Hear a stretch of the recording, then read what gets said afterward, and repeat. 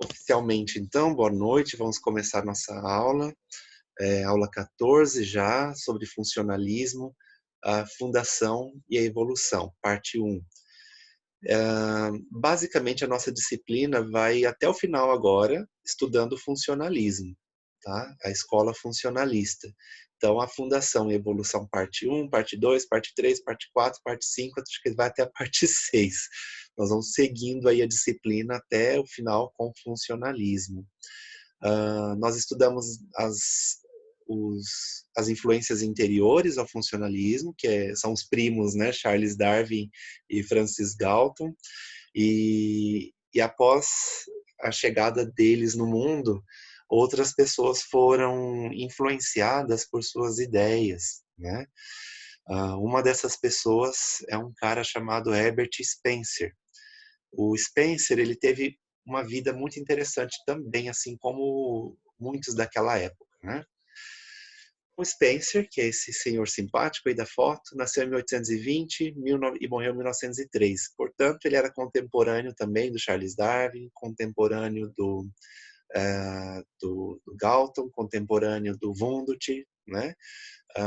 E ele viveu na mesma época. Então, o contexto social, a gente precisa lembrar, né?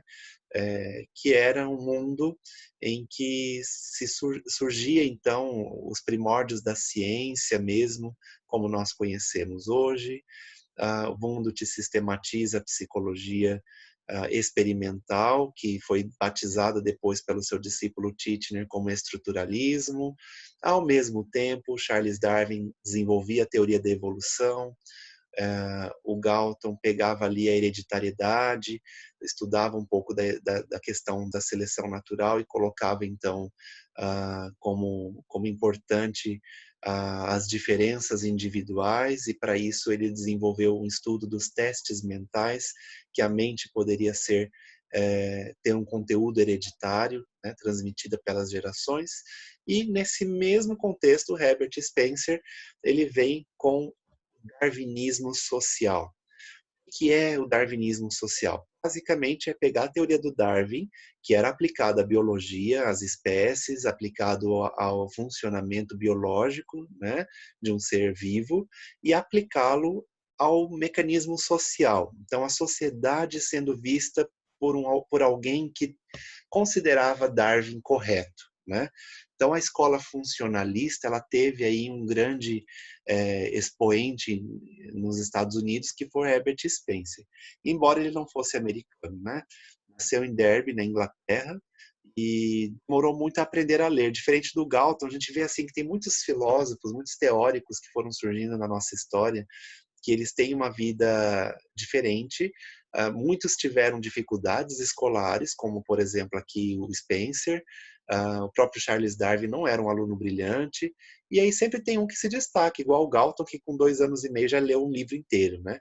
Então, é muito relativo isso. Ao mesmo tempo que a gente para e pensa na história da pessoa para tentar entender como que ela foi chegando onde ela chegou até o fim da vida, né? Para deixar a obra que ela deixou. Acho que o fantástico da história é que nos permite ver o início, meio e fim, né? E então, resumidamente, o Spencer, ele não era lá um grande aluno, demorou muito a aprender a ler. Ao mesmo tempo, ele tinha muita curiosidade, então ele foi autodidata.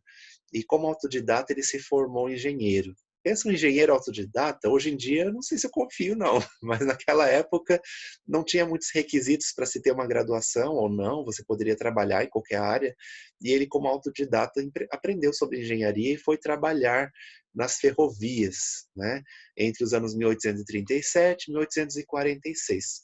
Praticamente 9 anos da vida dele foi como engenheiro. A questão é que o Spencer, ele desenvolveu muito dessa curiosidade também para o lado social, teve contato com a teoria do Charles Darwin, se encantou pela teoria do Charles Darwin, da evolução, e começou a escrever também textos filosóficos, né?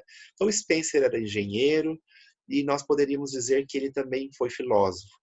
Às vezes ele era visto pelas ruas, um método bem interessante que ele utilizava, né, com tampões no ouvido, para poder evitar que o seu mundo interno, os seus pensamentos fossem tivesse algum tipo de interferência externa, né? Pensa uma pessoa muito concentrada, pensando nas coisas, passa pela rua e se distrai com algum som, né? Então ele era visto muitas vezes com um tampão, os protetores de orelha, para proteger os seus pensamentos, né? E aí ele leva a Inglaterra para os Estados Unidos. Chegando nos Estados Unidos, o Spencer, segundo relatos, ele foi recebido como um guru, porque o darwinismo social vai ao encontro da visão americana sobre sociedade, sobre o mundo. Então, o Spencer, pensando no darwinismo social, ele foi muito bem recebido nos Estados Unidos, né? Foi uma celebridade, os pensamentos dele já eram muito bem aceitos ali. E o Spencer ele alegava já que o desenvolvimento de todos os aspectos do universo é evolucionário. O Darwin ele ficou focado ali na natureza, na biologia. O Spencer aplicou aquilo a tudo que existe no universo, tanto que foi o próprio Spencer que cunhou o termo sobrevivência do mais apto. Não foi Darwin quem falou isso, né? Ao observar e estudar a teoria do Darwin, o Spencer resumiu ela em sobrevivência do mais apto. E é uma expressão que ele cunhou e é muito utilizada na ideia dele, é muito utilizada na teoria do Spencer, e com certeza isso influenciou muito a nossa psicologia funcionalista, e também teve muita aceitação na cultura norte-americana. Tá? O que o Spencer falava? Que já que um organismo vivo, né, um ser humano, um animal, ele tem capacidade de evoluir, então todos os outros mecanismos poderiam também evoluir, como, por exemplo, as próprias instituições, né? Só que o Spencer ele tinha uma visão de que se os animais, na natureza, têm a liberdade de evoluir por meio da seleção natural, ou seja, os mais aptos sobrevivem, por que então na sociedade o Estado tem que ficar interferindo e ajudando os menos aptos a sobreviver a sobreviverem, a garantirem a sobrevivência?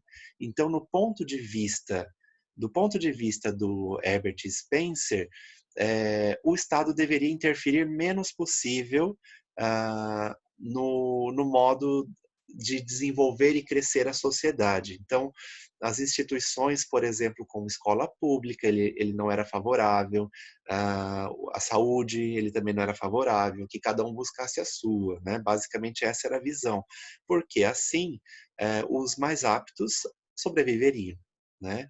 Então, mas só que a visão do Spencer era que, dessa forma, provavelmente, seria possível uma sociedade perfeita, né?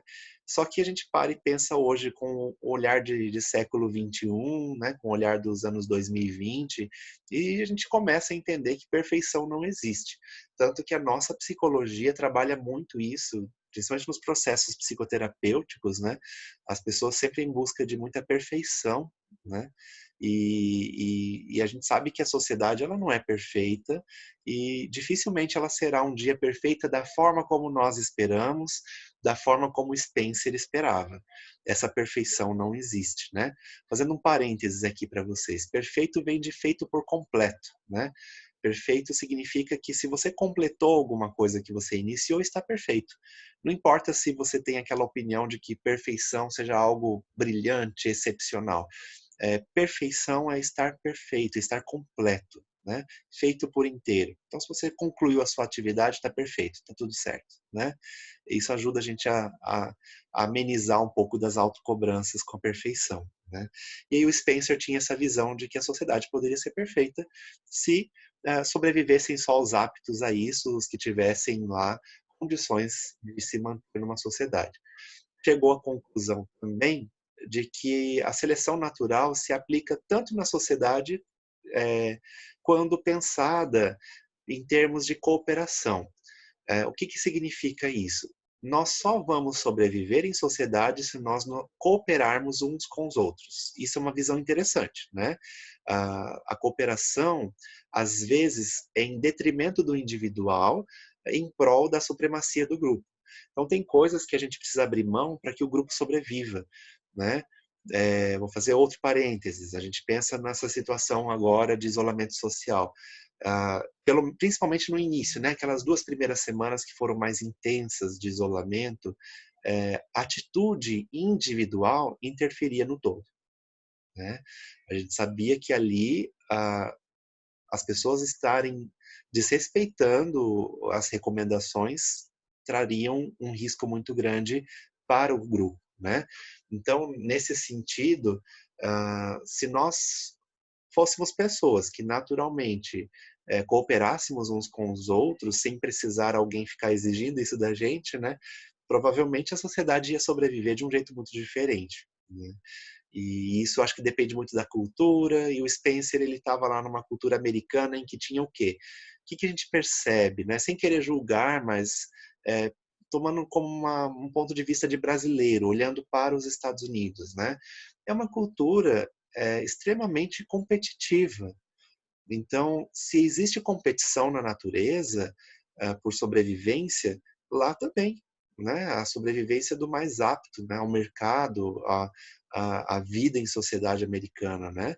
Então, não se trata diferente lá de trás do que a gente poderia pensar naquela fase em que a gente estudou Maquiavel, né, não é um indivíduo mais forte, acabou aquela ideia, não é mais um indivíduo mais forte prosperar, mas sim um grupo que seja coeso e forte, eh, formado por uma elite dirigente, né, o Spencer vai falar isso. Então, um grupo não só de uma pessoa forte, mas de várias pessoas fortes, um grupo que seja coeso, que haja contribuição, né, entre os membros desse grupo, para que ele sobreviva. Então, Spencer fundou um sistema filosófico. Eu falei para vocês que depois de engenheiro ele virou filósofo, né? A filosofia sintética. Sintético, nós temos dois pontos de vista. Sintético pode ser algo que a gente considere artificial, né? Um tecido sintético, é um tecido artificial, não foi feito com matéria-prima de natureza natural mesmo, né? E sintético pode ser no sentido de síntese, como algo que foi produzido como resultado da junção de outras coisas. Então, a filosofia sintética do Spencer é uma filosofia resultante de vários princípios, né, de várias teorias e princípios que ele utilizava, que ele conhecia, que ele pensava. Então, ele começou, por meio da filosofia sintética, aplicar os princípios evolucionistas ao conhecimento e experiência humana. E aí foi quando ele escreveu 2 volumes chamados Princípios de Psicologia, adotado inclusive futuramente, né, pelo próprio William James em suas aulas em Harvard, né. William James, um grande psicólogo funcionalista que nós vamos estudar também em breve. Ele também utilizou os livros do próprio Spencer para basear suas aulas de psicologia. E o Spencer discutiu nessa obra a noção de que a forma atual da mente é resultante ou sintetizada por meio dos esforços passados e contínuos que nós tivemos como humanidade para se adaptar. Então, tudo que a gente precisou se adaptar nos ambientes, tudo que a espécie humana precisou se adaptar ao longo do tempo, forma o que a mente é a nossa mente atual. Aí vocês devem pensar assim, né? Como que será daqui 10, 15 anos? Será que com a mentalidade da população atual, será que a gente sobrevive, né? A gente pode brincar com isso. A verdade é que a gente sempre se adaptou. E para o Spencer, a mente também foi fruto de adaptações de sobrevivência. E se o organismo precisa se adaptar ao ambiente para sobreviver, a mente também. Né? A adaptação é uma necessidade que nós temos para sobreviver. Ainda nessa filosofia sintética, o Spencer ele tentava construir uma teoria que fosse unificada, é, suscetível, né, de explicar tanto os fenômenos da natureza como os fenômenos do psiquismo. Então, uma filosofia, uma teoria que pudesse explicar desde a relação da velocidade da luz com o interruptor que é aceso, ou seja, o movimento dos corpos, como a física estuda, quanto o movimento interior, né, psicológico, né, as sensações, as percepções, o que era fisiológico, o como isso afetava a nossa mente e como que a mente afetava isso. Então, tudo a filosofia sintética tentava abarcar. E aí ele tinha uma visão científica muito positivista. Isso significa que ele tinha, então, princípios muito científicos, né, de comprovação daquilo que ele estava dizendo, para aquilo que ele estava estudando. As ciências, para ele, são fragmentos de uma única ciência que tem por objeto a transformação contínua e que envolve o universo inteiro. A psicologia é uma parte especializada da biologia. Até alguns anos atrás, eu acredito que quando eu estava na graduação, 10, 15 anos atrás, a, a psicologia em algumas universidades, algumas faculdades, ela era tida como ciência biológica. Agora que parece que virou muito mais ciência humana, né? Ciência humana. Então, às vezes tinha vestibular que você ia se inscrever para psicologia que estava em biológicas. E o peso, claro, para uma psicologia dentro de uma ciência biológica era muito diferente de um peso de uma prova em que se faz para psicologia em ciências humanas, né? No fim das contas, eu acredito que hoje a psicologia esteja muito mais enquadrada nas ciências humanas do que nas biológicas. Mas no tempo ali do Spencer, ele acreditava que a psicologia era só uma disciplina da biologia, uma parte especializada da biologia. Ele traz o conceito da evolução da mente, evolução da nossa mente. Ele diz que a mente evolui devagar ao longo do tempo. Os comportamentos, as crenças bem-sucedidas são fortalecidas, enquanto outros benefícios são descartados. Essas lições são transmitidas pelos hábitos. Os hábitos dos pais são transmitidos aos filhos, como se fossem instintos por estarem enraizados desde o nascimento. O que isso significa? O Spencer pensava que, bom, pensem na vida de vocês, tá? Quando vocês eram crianças, o que vocês observavam do pai, mãe ou das pessoas que cuidavam de vocês, de comportamento?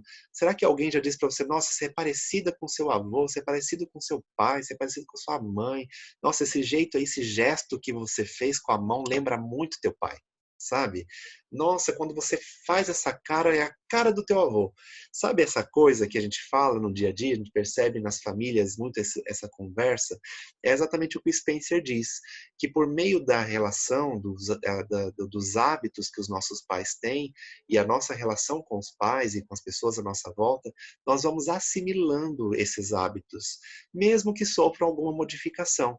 De forma lenta, ao longo do tempo, alguns traços vão se perdendo, mas alguns outros traços vão se mantendo, e assim a nossa mente evolui, devagar ao longo do tempo e sendo transmitida por meio dos hábitos e também por meio das crenças, né, que os nossos pais têm, que os nossos avós tiveram, e assim vai passando de geração em geração. Tem uma história muito legal que eu acredito que vocês já devem ter escutado, né? Existia uma mulher que estava fazendo na casa dela um peixe e ela cortou o rabo e a cabeça do peixe para poder colocar na frigideira e fazer o peixe. E aí a filha dela falou, mãe, por que você corta a cabeça e o rabo do peixe? Né? A frigideira é enorme. Ah, filha, eu não sei, sua avó fazia assim, né? Por que não perguntamos então para a vovó por que ela fazia isso, né? E aí chegaram na avó e falaram, vó, por que se corta o rabo do peixe e a cabeça para poder colocar na frigideira? Igual a minha mãe faz. Aí a avó falou, sabe por quê, minha filha? Na minha época, quando a sua mãe era criança, a gente não tinha muita condição. A panela era pequena, não cabia o peixe. Né? Então, essa é a história. Se a gente não pensa os hábitos, se a gente não pensa as crenças, se a gente não questiona, é claro que algumas coisas vão sendo passadas e a gente vai assimilando e vai fazendo. Como nessa história da mulher que fazia uma coisa que a mãe fazia, sendo que ela tinha condições de fazer diferente. Né? E é justamente isso que são coisas que vão se perdendo ao longo do tempo e que não evoluem. Né? Outras coisas, que nem essa menina que teve a capacidade de perguntar, de questionar, provavelmente ela vai fazer diferente. E aí a mente dela evoluiu da mente que era antes da mãe e da avó. Né? Então, isso é uma história, uma metáfora para a gente pensar um pouquinho no como a mente evolui nesse ponto de vista. Tá? E Spencer chegou nos Estados Unidos com as suas ideias e, claro, né, a psicologia americana ganhou força. Quando a gente fala de psicologia americana daquele tempo, nós estamos falando da psicologia funcionalista, que foi fundada oficialmente depois que Titchener chegou nos Estados Unidos. Então, sabemos que a psicologia foi fundada pelo Wundt, o seu discípulo Titchener leva a psicologia para os Estados Unidos, só que o estruturalismo ainda era uma escola mista, né? Ela tinha algumas ideias americanas, mas tinha base ainda alemã, e aí sim surge uma primeira escola americana, que é o funcionalismo. A presença do estruturalismo nos Estados Unidos deu uma cutucada, estimulou os pensadores daquela época a começarem a formar as suas teorias de um jeito mais concreto. Por isso que o funcionalismo veio depois do estruturalismo, embora seus teóricos sejam até mesmo contemporâneos ou antes de Wundt, né? Mas oficialmente o funcionalismo surge depois. E aí, aplicando os princípios evolucionistas ao mundo social, constituíram-se numa base teórica para justificar o liberalismo e o individualismo político, né? Então, o Spencer ele defendia o predomínio absoluto da livre iniciativa privada e condenava os subsídios do Estado à população para garantir a educação e a moradia, em nome do princípio evolucionista da afirmação dos mais capazes na luta pela sobrevivência. O que isso significa? Nos Estados Unidos, a ideia do Spencer chegou muito bem aceita porque justificava o liberalismo político, o individualismo, em que o Estado deveria interferir muito pouco na vida em sociedade e que o povo desse o jeito lá de sobreviver, né? Então a gente tem uma visão assim, e o Spencer, ele, pela questão do conceito de sobrevivência e evolução, as ideias dele foram bem aceitas, combinou com o que os americanos pensavam, né? Por isso que o estruturalismo ficou bem esquecido e se deu força para o funcionalismo naquela época, né? E aí, claro, defendendo que a iniciativa privada seja mais importante do que o governo ou o Estado intervir trazendo subsídios, né, você vai ter uma política muito diferente do que a gente tem no Brasil, né? Eu acredito que nós imersos nessa cultura do Brasil, na política brasileira, é muito difícil de conseguir vislumbrar um país que não tenha o Estado tão presente, né? E mais difícil ainda talvez seja a gente visualizar um país que tenha o Estado presente, que funcione a educação, que funcione a saúde, né? Então, eu posso dizer que no Japão isso é realidade, né? Pelo menos no tempo em que eu estive lá quando criança, porque não existe escola privada, é só pública. Você paga uma taxa que é referente à alimentação do aluno e, quando necessário, para algum tipo de material que precisa ser, que fica para o aluno, né? Tipo um kit de pintura, um kit de costura, um kit contendo alguns instrumentos que ele vai poder levar para casa e ficar para o resto da vida, né? Então, é uma escola totalmente pública. Tem escolas num certo raio de distância em cada bairro, assim, não bairro, mas em cada região da cidade tem uma escola, dependendo de um certo raio de distância, porque os alunos vão a pé. Eles não vão de bicicleta, eles não vão de carro, eles não vão em van escolar, eles vão a pé, né? Bem organizados em grupos de alunos por região, sendo que na fila vão enfileiradinhos, né? O mais velho vai na frente puxando a fila e o outro mais velho fica atrás cuidando para ninguém sair da fila, né? Então, um sistema de autogestão muito bem elaborado, né? O Japão, a cultura japonesa tem. Então, a gente fala, Professor, diga, Delair. deixa eu só acrescentar uma informação assim, que os meus anos de vida, né, me deram essa possibilidade que o senhor está falando, está me lembrando. Sim. Eu me formei no ensino médio em 1989 Aham. e a vida inteira estudei em escola pública no Sim. interior de São Paulo e era comum. Então, eu acho que a maioria dos nossos colegas, né, não tem a noção. Por exemplo, eu vivi num tempo em que a escola pública era imbatível. Sim. Assim, era fantástica. A minha média era 5, e se eu tirasse 4,95, eu podia reprovar de ano. E era muito difícil. Havia poucos colégios particulares e Sim. era uma coisa vergonhosa você fazer colégio particular. Os Exatamente. alunos Quem ia para o colégio particular é porque era burro que não conseguia passar. Então as pessoas tinham vergonha, porque o ensino público era muito bom. Eu nunca, por exemplo, precisei fazer, nem eu, nem meus amigos, ninguém precisou fazer cursinho, sabe? Então, assim, é Sim, uma realidade, infelizmente, né? Hoje que a gente vê mudou, uma né? realidade totalmente diferente. O senhor está falando, parece isso daí, era mais ou menos assim o ensino antigamente. Sim, E a Delaí. gente aprendia muito. Obrigada, E Pro. eu que agradeço por acrescentar, porque quando nós estudamos história da educação, né, é, realmente a gente vê que teve um momento que alguma coisa aconteceu, né, politicamente falando, que interviu e dificultou, né, o acesso verdadeiro ao ensino, porque uma coisa é você ter acesso à escola, outra coisa é você ter acesso a um ensino com qualidade, é você ter alunos também dispostos a aprender, né, num sistema como o nosso. Então, enfim, muitas coisas, né? Só para finalizar assim, bem rapidinho, e a questão da realidade dos alunos era outra. Por Sim, exemplo, você tinha normalmente uma sala, eu não me lembro a quantidade, mas se tivesse 40 alunos, você tinha dois alunos que não queriam aprender e o restante, todos eram muito interessados. Não sim, existia era muito raro. Ficar um aluno de recuperação, de repetência, uma vergonha inadmissível para nós, sim, sabe? E não era só eu, os meus colegas, todos, era um outro mundo, uma outra realidade. sim, E a educação ela era extremamente valorizada. Embora nem todos tivessem acesso, a gente sabe tudo isso, né? sim, Mas quem tinha passava tinha essa possibilidade de conhecimento, disciplina e tudo mais. Isso, sim. pronto, agora. Muito bom, Delaí. E realmente é isso mesmo, né? E então as ideias do Spencer era tirar o Estado, a interferência do Estado e deixar que a lei da sobrevivência ditasse quem deveria sobreviver, né? Ah, e aí a gente tem uma cultura americana também, eu acredito que isso vocês também percebam, é uma cultura de muita praticidade, né? Eles são muito práticos, eles querem coisas úteis e funcionais. Tanto que a gente compra muito essas ideias, né, que vêm enlatadinhas pra gente aqui pro Brasil, né? Vem tudo enlatado.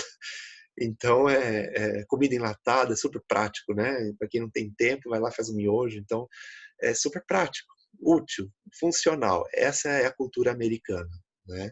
Ah, a gente sabe que isso começa lá, ainda mais com esse movimento todo de crescimento industrial e tudo, né? Eu até brinco assim que a tecnologia também, os americanos são muito criativos nesse ponto, né? Aí eles fazem uma coisa bem grande, uma televisão gigantesca, e os japoneses vão lá e diminuem de tamanho, né? Colocam na palma da tua mão, aquela tecnologia deles. Então é uma parceria muito interessante que os japoneses têm com os americanos, né? Em relação à tecnologia. E aí os americanos são muito voltados para algo prático, útil, funcional. Por isso que a psicologia americana tinha que ser primeiro uma psicologia funcionalista. O estruturalismo não ganha força lá, porque ele não era muito funcional e nem era muito útil. Ele só trazia informações sobre estrutura, mas ele não trazia como usar essas estruturas, né? E a psicologia funcional trouxe essa visão. Principalmente porque esse a psicologia funcional ela vai trazer essa possibilidade de se entender o ser humano em onde ele está nessa escala evolutiva, onde ele está, onde ele melhor se adapta, né? O Galton falou muito disso e o Spencer ele vai trazer isso como algo importante aí na a questão do espírito, né, funcional, compatível com esse temperamento americano de que tudo evolui, tudo se transforma, tudo é útil, tudo é prático, tudo é funcional. Spencer chegou a publicar então, essa obra, Princípios de Psicologia, em 1855, e ele definia a vida como um ajustamento contínuo, ou seja, adaptação, adaptação e adaptação. Tá bom assim? Não, vai ficar melhor, porque você vai precisar evoluir. Então, sempre você está se ajustando a alguma coisa. E essa visão era condizente com a sua noção de progresso dos seres mais rudimentares até os mais complexos. Quando a gente fala de evolução, sempre tem essa noção de que as coisas começam do simples para o complexo. como uma contínua melhoria, né, da relação da adaptação entre os processos internos do organismo e as mudanças no meio que o cerca. Nesse sentido, a mente assemelha a outros processos fisiológicos da vida corpórea. Assim como o seu corpo, ele levou gerações e gerações para se desenvolver, e você nascer hoje, da forma como você nasceu, assim, dessa forma, a sua mente também é resultado da mente de muitos seres humanos que vieram antes de você, né? E a adaptação o funcionalismo, ele vai trazer a adaptação como algo essencial do ser humano, né? Por isso que a gente pode falar, todo ser humano ele se adapta, ele nasceu para se adaptar, certo? As espécies nasceram para se adaptar. E nós sobrevivemos por meio da adaptação. A vantagem do ser humano é que ele é criativo e ele tem possibilidade tecnológica. Com a criatividade nós geramos tecnologias e as tecnologias se tornam algo útil nesses momentos em que a adaptação é necessária, né? O ser humano não aguenta mais as temperaturas elevadas, cria ar-condicionado. O ser humano precisa viajar longas distâncias, cria um avião. Né? Não tem asa, mas voa. Né? O ser humano é assim. Né? Não sabe mergulhar, mas cria submarino. Então, a gente se adapta muito, né, ao planeta. Né? Acho que só supera o ser humano as baratas, né, que dizem que sobrevive até bomba atômica. Então, tirando elas, os seres humanos estão no topo ali da adaptação da natureza. E embora como evolucionista ele reconhecesse a influência das mudanças ambientais nos organismos, o Spencer privilegiava a hereditariedade, assim como o Galton. Embora ele soubesse que tem coisas que afetam a nossa vida por pertencerem ao aspecto ambiental, mudanças climáticas, mudanças no ambiente, mudanças nas relações podem interferir na nossa vida. Mas o Spencer preferia olhar mais para a hereditariedade na explicação das aptidões humanas. Então, ao invés de se preocupar tanto com as potencialidades que uma pessoa tem para desenvolver na vida dela, ele simplesmente via quem já nascia pronto, né? Quem já tinha algo natural, que não precisava de muito esforço para se desenvolver, porque esse estava mais apto a permanecer vivo na sociedade. Então, só que essa visão inatista diverge muito dos pensadores daquela época também, dos outros pensadores, né? O inatismo ele faz muito parte dessa visão do Spencer. E alguns filósofos, inclusive, achavam que as coisas que nós tínhamos de potenciais vinham de ideias que eram inatas, na verdade, vinham de dons divinos, e não de algo que pertence à sua hereditariedade, né? E aí, pelo inatismo de Spencer, os indivíduos herdam as capacidades adaptativas desenvolvidas pelos seus antepassados ao longo da evolução. Fisiologicamente, claro, existem algumas coisas que a gente pode dizer que o ser humano já não tem mais como antigamente. Eu acho que, não sei se foi na turma de vocês ou se foi na turma da manhã que eu falei que para que serve apêndice, né? Para inflamar o apêndice no corpo humano. Mas antigamente ele tinha uma função muito importante na digestão. Depois ele passou a ter uma função importante para o sistema imunológico. Então, não é só inflamar, ele também serve para o sistema imunológico. Né? Na medida do possível, não tirem seu apêndice, né? E aí, outra coisa que muitas pessoas já estão nascendo sem, o dente do siso. Tem muitas pessoas que já não nasce mais o dente do siso, porque não é útil, não precisa mais rasgar a carne para comer, né? Então, fisiologicamente, a gente sabe sim que a evolução está acontecendo. Aí o Spencer ele vai trazer uma ideia de que não é só o seu corpo, mas a sua mente também. E ela está sendo uma herança dos seus antepassados para você.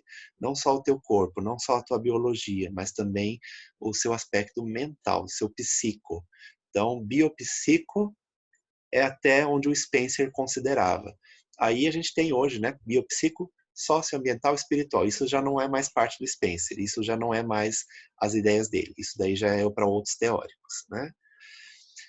E aí eu trouxe como um acréscimo ao conteúdo da aula de hoje, que eu acho muito interessante, porque o Spencer teve toda essa questão, escola pública não, o governo não pode intervir, mas ele trouxe muitas ideias para a educação, que são interessantes e eu gostaria de compartilhar com vocês, tá? O Spencer ele considera a educação espontânea, isto é, aquela que não depende de livros ou de orientação sistematizada, mais importante para os primeiros anos das crianças, que uma forma sistematizada de apresentar os conhecimentos. Ou seja, o Spencer considera que os primeiros anos da criança é melhor que ela fique em casa, sendo educada, ao mesmo tempo experimentando as coisas, aprendendo pela própria experiência, sem ter muita orientação sistematizada do beabá. Né? A criança ter liberdade para aprender é uma visão que o Spencer traz.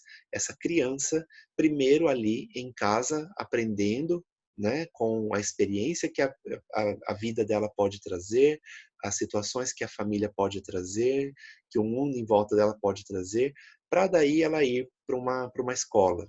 E ainda assim ele tinha uma visão sobre a escola diferente, né? Então o Spencer ele faz uma crítica ao ensino clássico. E para ele não seria possível estudar tudo que a humanidade já desenvolveu, porque a gente tem essa ideia de que a escola vai trazer tudo que a humanidade desenvolveu, né? Em termos de conhecimento. Então, tornando-se necessário estabelecer os conteúdos mais valiosos e úteis. Para o Spencer, era melhor que você selecionasse bem o que ia ser ensinado e que fosse algo interessante para os alunos, não algo que ele tivesse que ser obrigado a aprender, né? As crianças elas tinham que ter também a liberdade de aprender sobre outras coisas. E dentre estes conteúdos valiosos para o Spencer, incluía as verdades sobre a saúde humana, a biologia, a psicologia, as ciências exatas, de forma que o aluno pudesse aprender tendo interesse nisso.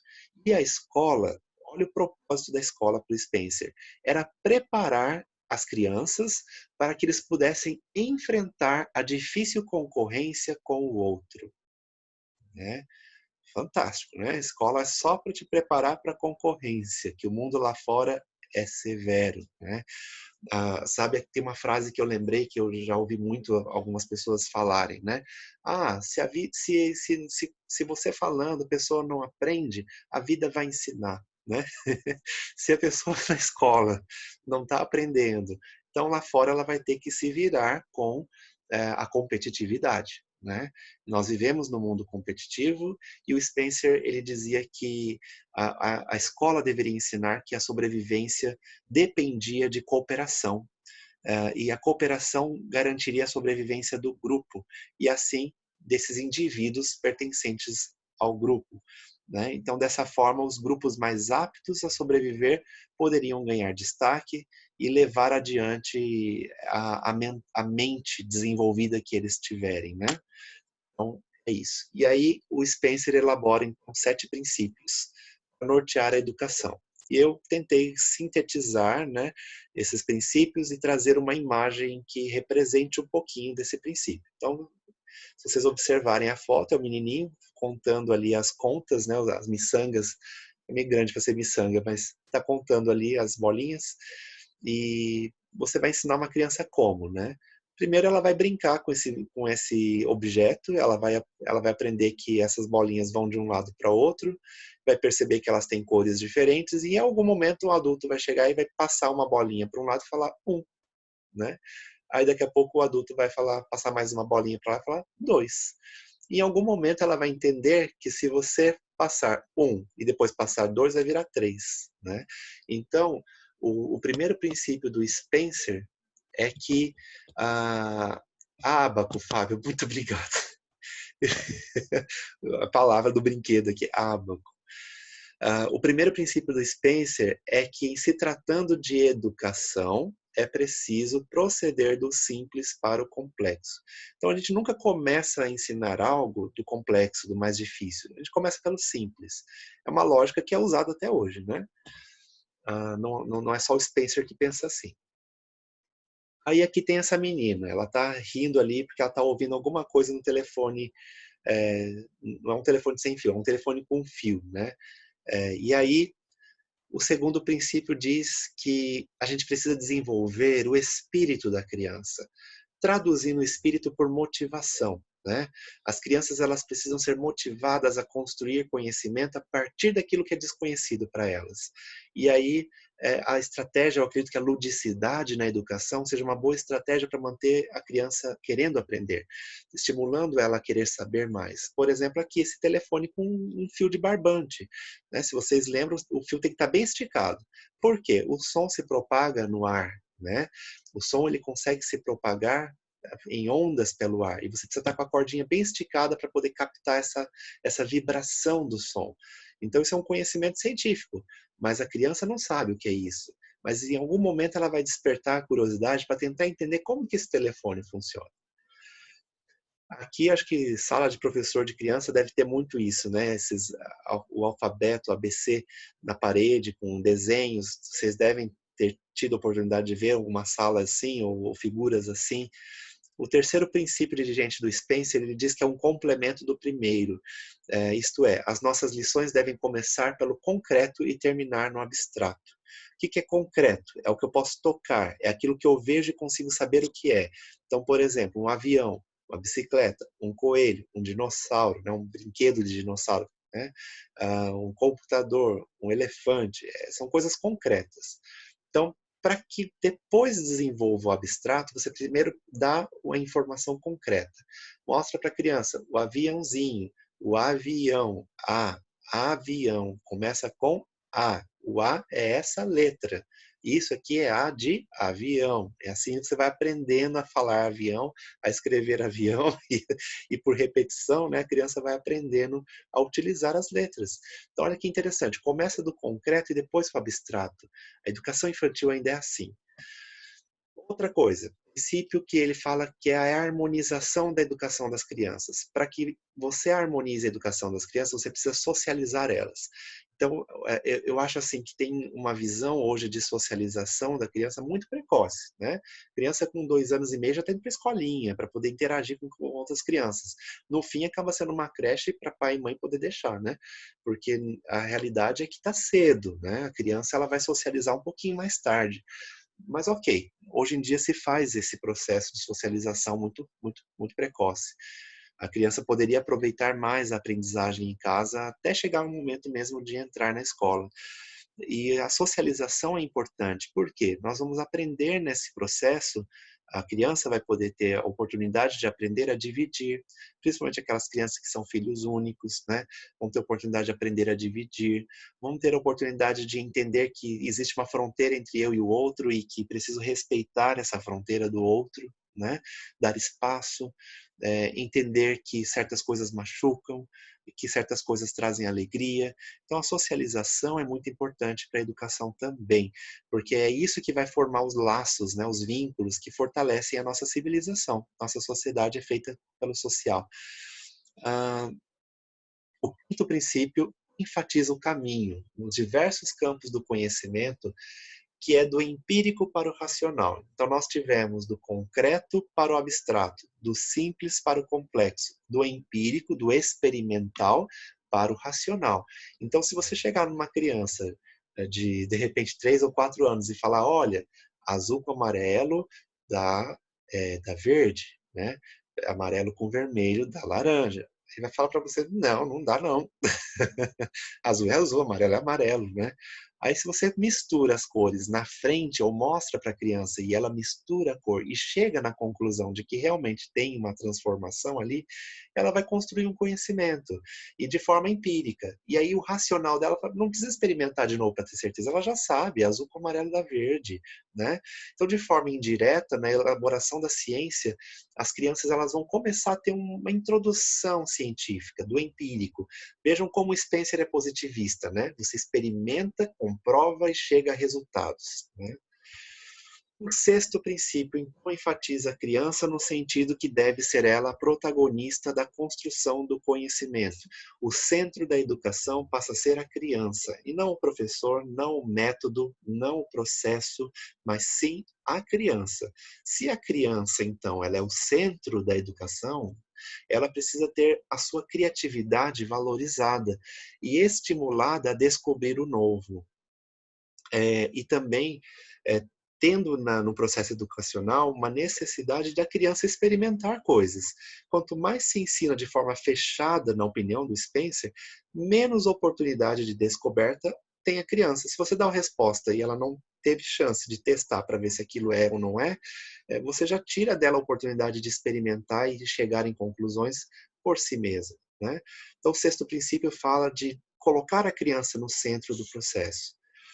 E, por último, não menos importante, o sétimo princípio é a preocupação quanto à aceitação por parte dos alunos em relação ao conhecimento apresentado. Então, o Spencer, ele diz que o aluno ele precisa aceitar aquela metodologia, aceitar aquele conhecimento. Se ele não aceita, o posicionamento do Spencer é radical, no sentido de abandonar esses princípios, caso não consiga eficácia em atingir o interesse do estudante. Então, se o método não está funcionando, se os estudantes não estão interessados, mude o método.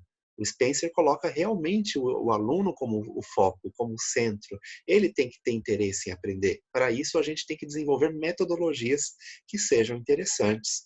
A experiência está demonstrando todos os dias com maior clareza que há sempre um método capaz de produzir interesse e até prazer, chegando-se sempre à conclusão de que esse método é considerado como o melhor por todas as outras provas. Sempre há uma forma, segundo Spencer, né? Sempre há uma forma de engajar o seu aluno a estudar e a gostar, a ter interesse por aquilo. E às vezes leva um tempo até você aprender como fazer, mas você aprende, né? Delair, que foi professora, também deve saber. Você demora um pouquinho às vezes para pegar o jeito, mas você vai descobrindo como aquela turma aprende, como aquele aluno ele gosta de aprender, né? E aí, só para reforçar aquela ideia do darwinismo social na educação, o Spencer ele era contra o oferecimento de uma educação pública e gratuita, custeada pelo Estado. O darwinismo social ditava que o papel do Estado deveria ser limitado, cabendo à lei da oferta e da procura regular a sociedade. Então, cabendo também aos socialmente mais aptos procurarem a oportunidade de ensino.